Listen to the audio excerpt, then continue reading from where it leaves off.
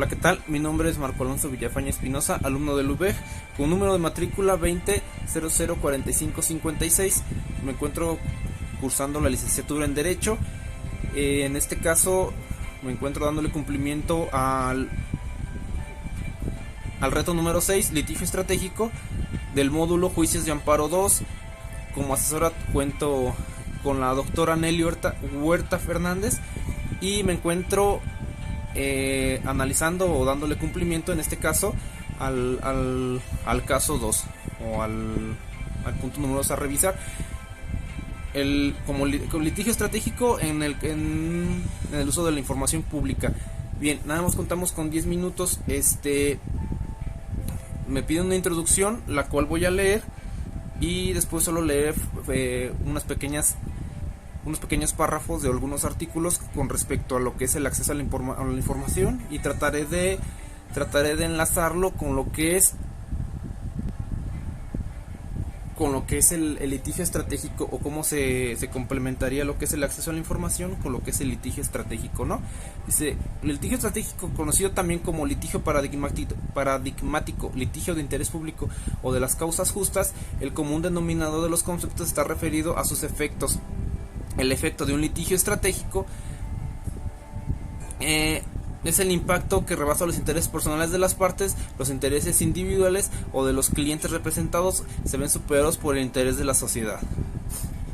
El litigio estratégico puede realizarse por individuos, organizaciones, instituciones académicas, asociaciones de abogados, incluso otras profesiones. La flexibilidad en quien ejecute el litigio estratégico también depende del tema del que se trate. Por ejemplo, los procesos colectivos pueden accionarse solo en casos muy limitados, como el de materia ambiental. El sistema u ordenamiento jurídico que así lo permita. Bien, en nuestro país al menos es cierto que han sido organizaciones de sociedad civil quienes han promovido el cambio social desde el derecho, las que a base de litigar estratégicamente han logrado avanzar la forma de ejercer los derechos fundamentales. Como desarrollo, comencé con la pregunta 1, son 2. Dice: ¿cuál es la relación del derecho al acceso a la información con el litigio estratégico? De aquí incorporé un artículo que lo pueden encontrar en la CNDH. Lo pueden buscar así como información. El derecho a la información pública es desde los comienzos. Simplemente con que lo pongan así en el CNDH aparece. Voy a leer: el 20 de julio de 2007 se publicó en el Diario Oficial de la Federación el decreto en el que se añadieron 7 fracciones al artículo 6 constitucional, destacando la 2 y 3. Bien, me voy a adelantar poquito las fechas. Dice: antes se iniciaron la fórmula de la Constitución en el año 1977, mediante el cual el derecho a la información fue incorporado en la Carta Magna. Bueno, no me adelanté, me atrasé. En 1977 comienzan los antecedentes hacia esta reforma, ¿no? Como sabemos, la reforma como tal al artículo 6 se da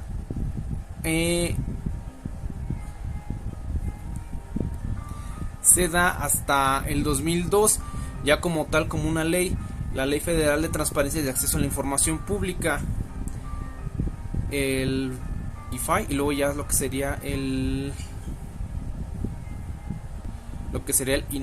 INAI.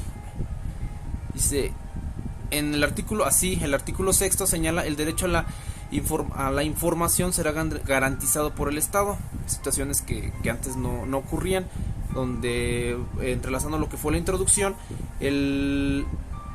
se da por la acción o el litigio estratégico de organizaciones no gubernamentales, más que nada asociaciones civiles, que vieron en tratados internacionales el derecho que tenemos como ciudadanos al acceso a la información, sobre todo a la información pública, ¿no?, que guarda el Estado.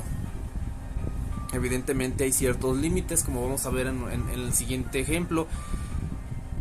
Los sujetos obligados de la información son el Poder Ejecutivo, el Poder Legislativo, el Poder Judicial, órganos desconcentrados, descentralizados y autónomos, fideicomisos, fondos públicos, partidos políticos, cualquier persona física, moral o sindicato que reciba y ejerza recursos públicos y realice actos de autoridad. Bien,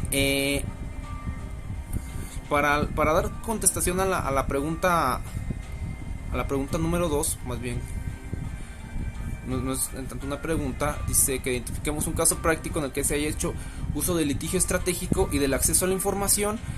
Me gustaría comenzar con la nota periodística que dice de la siguiente manera: vida privada de particulares, límite a medios,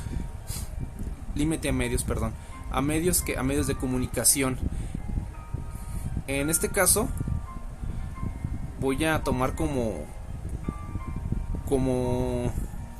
caso, o como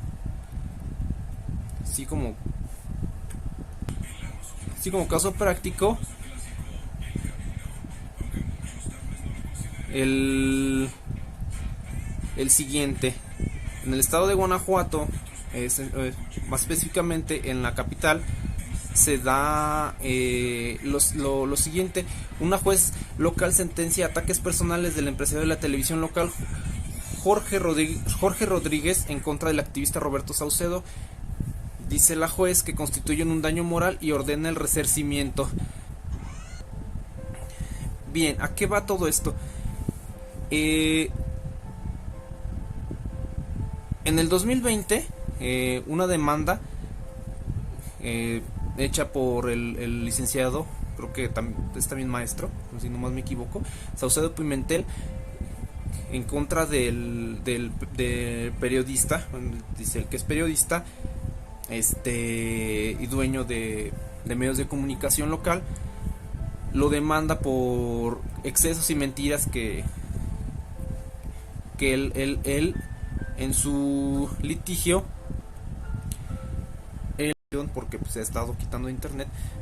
Sin embargo, yo sí recuerdo que él decía que el periodista, por medio de acceso a la información, tuvo acceso al expediente del maestro licenciado Pimentel.